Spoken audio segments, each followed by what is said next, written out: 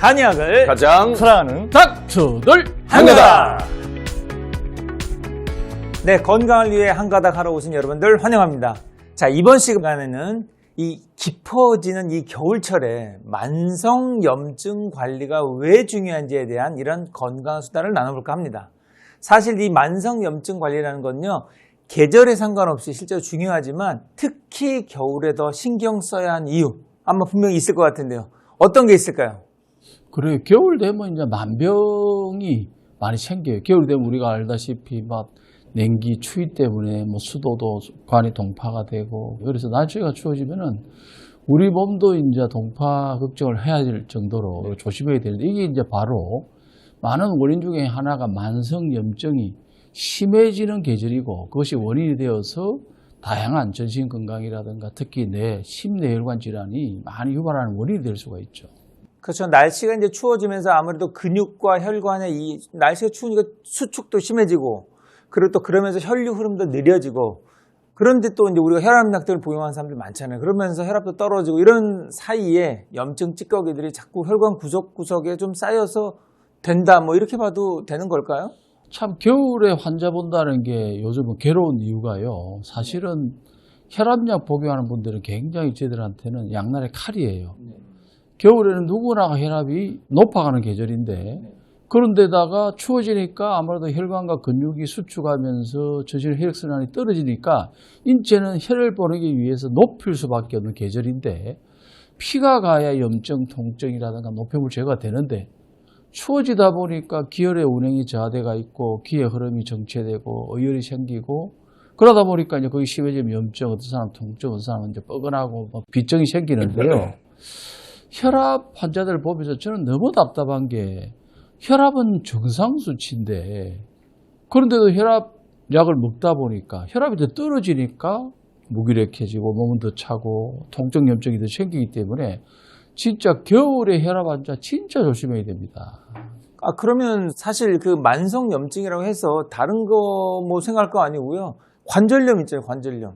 이런 것도 다 만성염증이거든요. 만성 퇴행성, 특히 관절염 같은 경우에는 날씨가 추워지면 이 염증도 심해지면서 이 통증에 대한 감수성이 되게 올라가거든요. 그래서 결국 겨울에는 통증 환자들, 특히 만성 관절염 환자들이 매우 겨울철에는 통증 호소도 많고 고생을 많이 하시거든요. 그러니까 우리가 보통 겨울에는 대부분 한 1에서 3kg 정도 체중이 늘죠. 늘지 않습니까? 네. 그러니까 인풋 때는 양에 비해서 아웃풋 때는 양이 적다. 대사가 떨어지는 것뿐만 아니라 좀 기름진 것 이런 거 먹는 것 대신에 활동량은 부족해지니까 체중이 느는데, 그러니까 겨울은 체중이 느는 그런 현상만큼 대사가 떨어지면서 몸에 축적돼서 외부로 배출이 되는 독소량도 줄어들 수밖에 없다. 그런 것들이 결국 만성염증으로 이어지는 해독의 관점에서는 그렇게 볼 수 있겠습니다. 그렇군요. 그런데 만성 그 염증으로 이 통증이나 열이 나는 경우에 많은 분들이 그냥 이거 없애려고 단순히 소염진 통제에 복용하는 경우가 많단 말이에요. 근데 이렇게 만성 염증인 경우에 이 근본적인 치료보다는 이 약에 좀 우리가 어떻게 보면 의존하다 보면 이게 결국은 쌓여서 나중에 뭐 이렇게 얘기하면 맞을지 모르겠지만 암의 원천이 된다고까지도 얘기가 있단 말이에요. 당연히 되죠. 되죠, 당연히 그죠? 되는데, 네. 이 만성염증이 이제 이거를 방치하고 두면 결국 활성산소가 증가하게 되죠. 활성산소가 증가하면 이것이 독성물질을 작용을 해요. 그러면 우리 몸에서 면역을 작용하는 T세포나 NK세포 활성도 떨어지면서 암이 발생할 확률이 높아지는데요. 이 만성염증을 한의학적으로 볼 때는 뭐 담이나 어혈 이런 정도 설명을 하죠.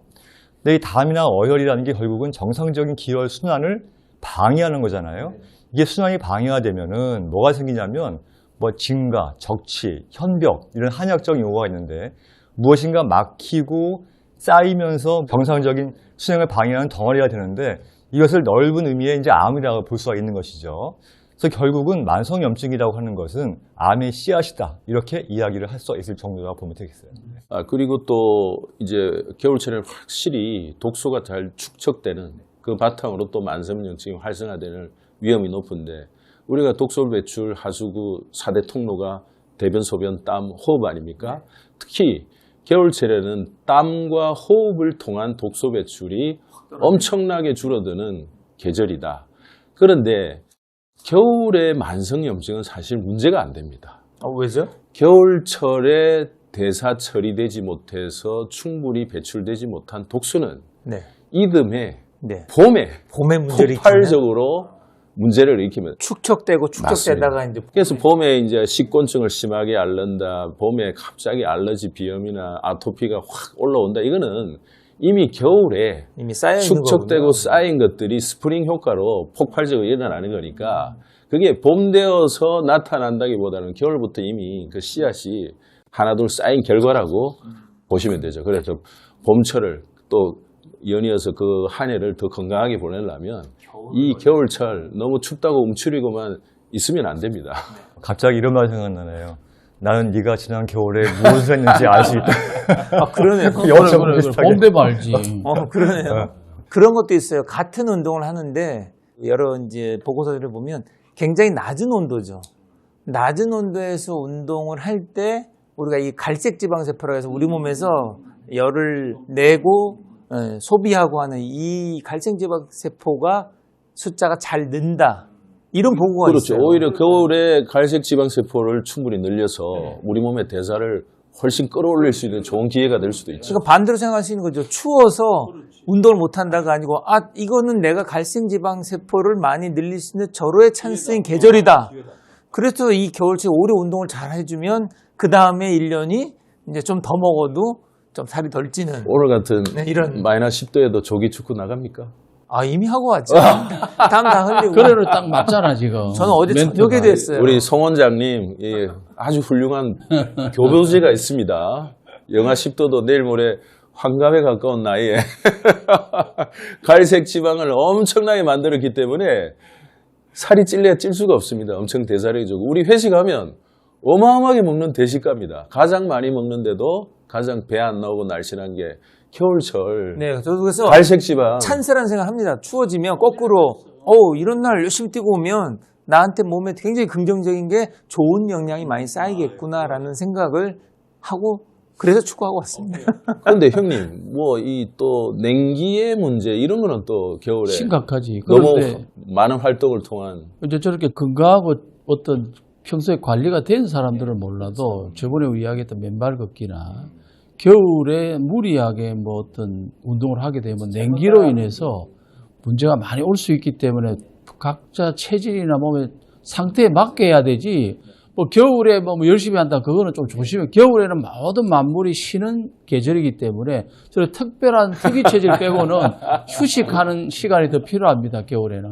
개개인에 맞춰서 그렇지, 제가 항상 그렇지. 말씀드린 개개인에 맞춰서 점진적으로 단계적 해야 된다. 이런 거에 대해 그리고 초점을 참 좀 운동 두셨으면 전에 좋겠어요. 겨울에는 좀 더 준비 운동을 좀 더 오래 훨씬 하잖아요. 하죠. 그런 훨씬 부분도 하죠. 중요한 것 같아요. 네, 그렇죠. 어떻게 하세요? 준비 운동 평소보다 한 2배 이상. 그러니까. 해서 그래야 되겠죠. 살짝 땀이 살짝 나는 듯 마는 듯 느껴질 때 이제 시작을 하죠. 네. 이게 우리 관절들도 처음에 열을 좀 받아서 따뜻해져야만 인대들이 그때부터 활막하고 부드러워지기 시작합니다. 그때 뛰어야지 되는 거죠.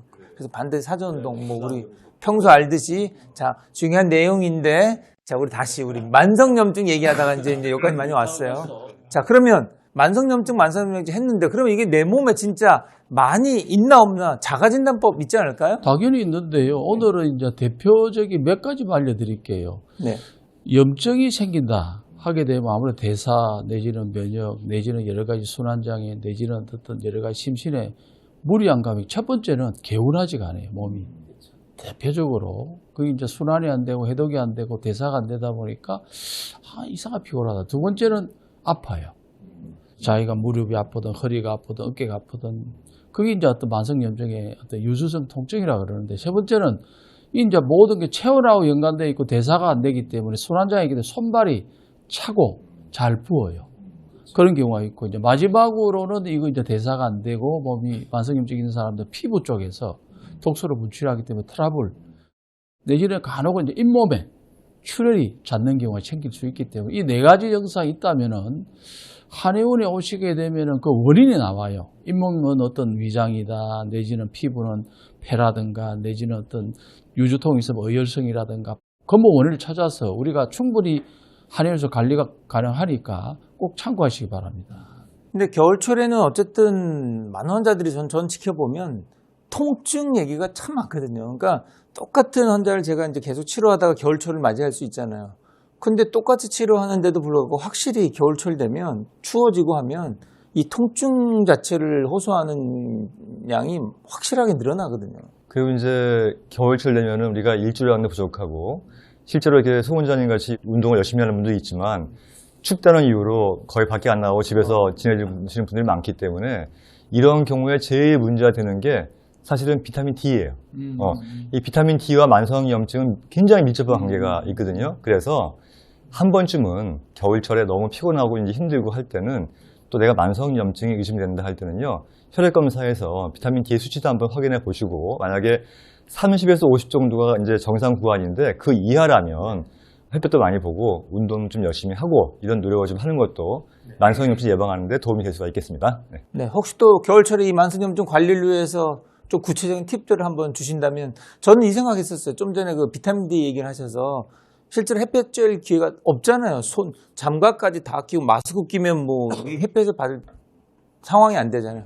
그래서 저는 가끔 환자분들한테 어떤 얘기를 하냐면, 우리가 이제 햇볕은 피부 면적이 넓을수록 잘 받아들이고 반응을 하거든요. 그래서 저는 가끔 한 번씩 이제 햇볕 많이 못 받을 때는 실내는 솔직히 따뜻하잖아요. 요즘에 반팔 입고 다 생활하시잖아요. 그래서 가끔은 이제 등 쪽에 햇볕이 낮이나 오전에 한창 들어올 때, 베란다를 통해 햇빛 들어올 때 이제 등을 옷을 앞뒤로 이렇게 거꾸로 입어서 등을 살짝 열고, 풍력 그게 비슷하네. 풍력이라니까. 풍력 겸 햇살 받는 집에서 거. 풍력하시면 돼. 다만 햇볕을 받으면서 하면 되는 그렇죠. 거예요. 햇볕을 우리가 보면 햇볕이 찔 때와 햇볕이 잠깐 사라질 때 온도차가 확 느껴지거든요. 그래서 햇볕 확 느려질 때 등 쪽으로 한 번씩 받는 것도 한 5분, 10분만 받아도 비타민 D 생성되거든요. 그런데 지금 아주 좋은 말을 했는데요. 실질적으로 겨울이 되면은 햇볕만 쬐져도 몸이 달라져요. 특히 이제 젊은 사람들은 잘 모르는데 연세 드시고 몸이 좀 통증이 있다, 염증이 있다, 조금 운동이 부족한 분들은 햇볕만 쬐져도 대사가 좋아지기 때문에 그게 이제 체온 관리인데, 첫 번째는 우리가 뭐 안 나갈 수가 없다. 추위를 이기는 방법 중에 하나가 꼭 목, 배라든가 발은 보온을 신경을 많이 쓰셔야 됩니다. 그래서 목도리 하시고, 배 같은 경우도 뭐 어떤 핫팩 이런 게 많이 좋은 게 있으니까 하고, 아니면은 내복을 입는다든가, 그 다음에 발도 내지는 장갑 끼고 이런 습관은 꼭 들여야 되고요. 두 번째는 겨울에는 습도가 부족해요. 그래서 습도 때문에 여러 가지 문제가 올 수 있기 때문에 항상 보면 집에 한 50% 유지하는 게 좋아요. 습도는.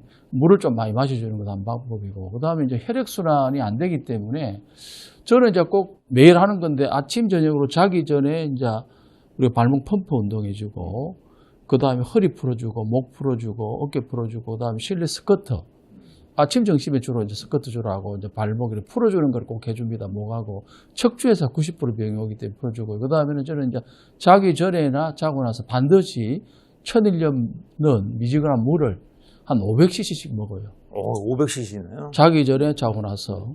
그 다음에 이제 식전 30분, 식후 2시간, 하루에 8번은 꼭 제가 먹는데, 미지근한 물을 먹게 되면 몸이 대사가 좋아지고 몸이 가벼워져요. 그 다음에는 이제 아무래도 겨울에는 또 식사가 굉장히 중요하기 때문에 건강식, 탄수화물, 지방, 단백질을 골고루 먹어주고, 그 다음에는 항상 보면은 음식이 그 사람의 건강과 질병을 담당하기 때문에 음식에 신경을 많이 쓰시고, 그 다음에 겨울 만성염증은 뭐든지 그렇지만 약으로 이렇게 뭔가 해결하려 하지 말고 생활 습관, 그 다음에 계절을 안다는 것이 50% 아는 거예요. 질병에. 그러니까 계절에 맞게 이렇게 습관을 갖는 게 굉장히 중요합니다. 그래서 가끔 보면 우리가 이제 장수하신 분들을 보면 이런 경우가 많더라고요. 특별한 운동 안 하시고 항상 아침에 눈을 딱 뜨시면 본인만의 루틴 동작들, 뭐 손가락 몇 번, 요 손목 몇 번, 발목 몇 번, 그거 해가지고 쭉 해서 한 뭐 짧게는 30분, 길게는 한 1시간도 다 하고 나면 몸에서 열감이 오른다면 그거를 90세대는 매일같이 그렇게 하시는 분들이 많더라고요. 그래서 그게 아마 겨울철에는 또 더 이 필요하겠죠. 굉장히 필요할 것 같아요.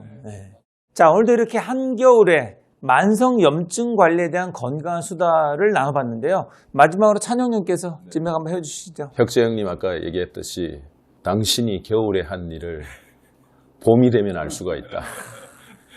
겨울철 염증 관리는 봄뿐만 아니라 한 해의 건강을 좌우하는 큰 문제일 수 있으니까 그리고 저는 일본이 그렇게 세계 최장수 국가가 된 이유 중에 하나도 다양한 온천 문화에 있다고 봅니다. 그러니까 춥다고 너무 집에 있지만 마시고 운동하기 싫으면 우리나라에도 좋은 온천이 많으니까 온천 여행이라도 좀 다니시기를 간절히 바랍니다. 네. 네, 이렇게 오늘도 한 가닥표 건강한 수다를 나눠보았는데요. 저희를 통해서 듣고 싶은 건강한 수다가 있다면 댓글로 남겨주시면 되겠습니다. 자, 여러분 모두 건강으로 하여갑시다.